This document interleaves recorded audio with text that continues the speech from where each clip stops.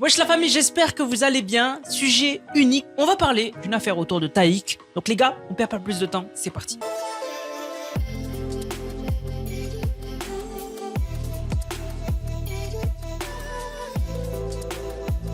Donc les gars, aujourd'hui on va parler de Taïk, c'est un sujet unique, mais je voulais en parler. Vous avez peut-être vu une vidéo virale sur l'affaire, voilà. Ben, vous savez quoi, je vous mets la vidéo et on en parle. Arrêt sur image. Est-ce que vous avez vu dans le clip ce qui vient de tomber? Ça se passe pendant une seconde, mais c'est clairement un Mus'haf, un Coran. Donc ça, c'est le clip de Taïk à Poséidon. J'ai coupé la musique au montage, déjà pour pas m'infliger à moi-même, mais à vous aussi. Uniquement parce que c'est un de mes abonnés qui m'a dit « Va voir s'il te plaît ce clip ». À un moment donné, ils font tomber le Coran par terre. Pourquoi est-ce que c'est très démonstratif du fait que ces gens-là ont, entre guillemets, pacté? C'est parce que une des choses que les sorciers et les gens qui travaillent avec le monde de l'invisible font, dans le but d'avoir des objectifs nocifs, eh bien les djinns, pour que vous obteniez leur aide, ils vont vous demander d'humilier la religion d'Allah. Comment? Par exemple, en priant de manière totalement opposée à la Qibla, en te prosternant devant des djinns qui prennent l'apparence de porcs, de chiens, en déshonorant entre guillemets le Coran alors qu'en vérité ils ne font que se déshonorer eux-mêmes, donc en le mettant par terre, en le jetant, en le lisant n'importe comment, et encore d'autres choses qui sont bien pires que ça. Là, le fait qu'il y ait un Mus'haf qui tombe par terre, c'est pas anodin.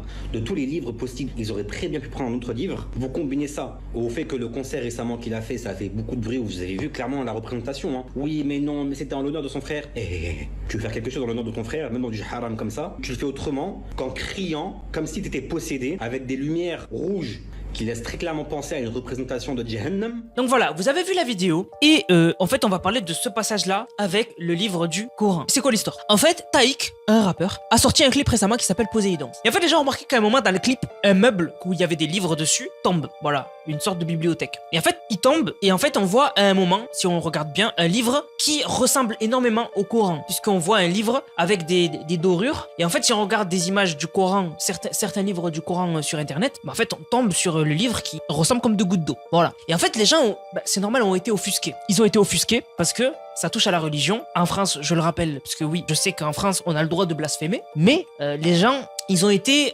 choqués, indignés. Et en fait, du coup, ils l'ont noté, ils ont dit, voilà, Taïk, pourquoi t'as fait ça, etc. Ça a fait un peu le buzz. Et Taïk a vu et a répondu. Et en fait, je vais vous lire ce qu'il a dit. Donc il a dit: hier matin, nous avons découvert grâce aux réseaux sociaux que dans mon dernier clip sorti ce vendredi 6 décembre, le livre chutant de la bibliothèque à 1 minute et 15 secondes était fait des mêmes ornements que le Saint-Coran, livre sacré. Ce livre avait été loué par l'équipe de tournage chez un décorateur spécialisé et n'était pas du tout un vrai livre religieux. En tant qu'artiste, homme et croyant, comprenez bien que jamais je n'aurais autorisé l'utilisation de la parole de Dieu comme objet désacralisé. Mais je tiens quand même à m'excuser auprès de chacun d'entre ceux qui ont été blessés, qui ont pensé à un blasphème. J'ai demandé à ce que la scène soit retirée du clip, ce sera fait d'ici quelques jours. Merci à tous et encore désolé. Il se justifie et il nous dit que c'est pas du tout un Coran. Ben franchement, on va garder le bon soupçon et on va dire que c'est complètement une erreur. Mais ce genre de choses, ça soulève un autre débat. Parce que j'ai regardé un peu les réactions des gens sur internet et je suis tombé sur une réaction intéressante. C'est celle de Eliane, donc sur Twitter. Eliane, il dit: il fait exprès pour que vous parliez de lui et ça marche, c'est vous les débiles. Voilà. Il a pas tort. Il a pas tort parce qu'on a vu de plus en plus d'artistes, entre guillemets, moi j'appelle pas ça des artistes, j'appelle ça des poubelles. Mais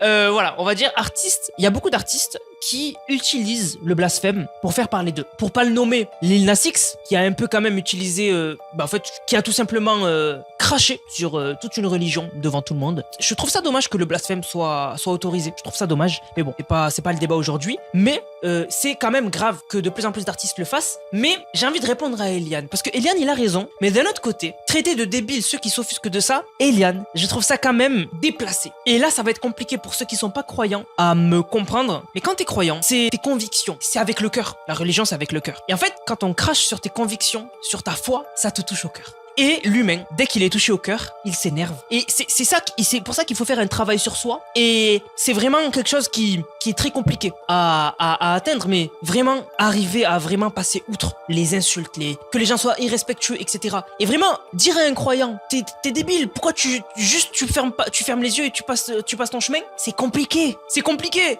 C'est comme si on était venu et on nous avait mis une claque, tu vois.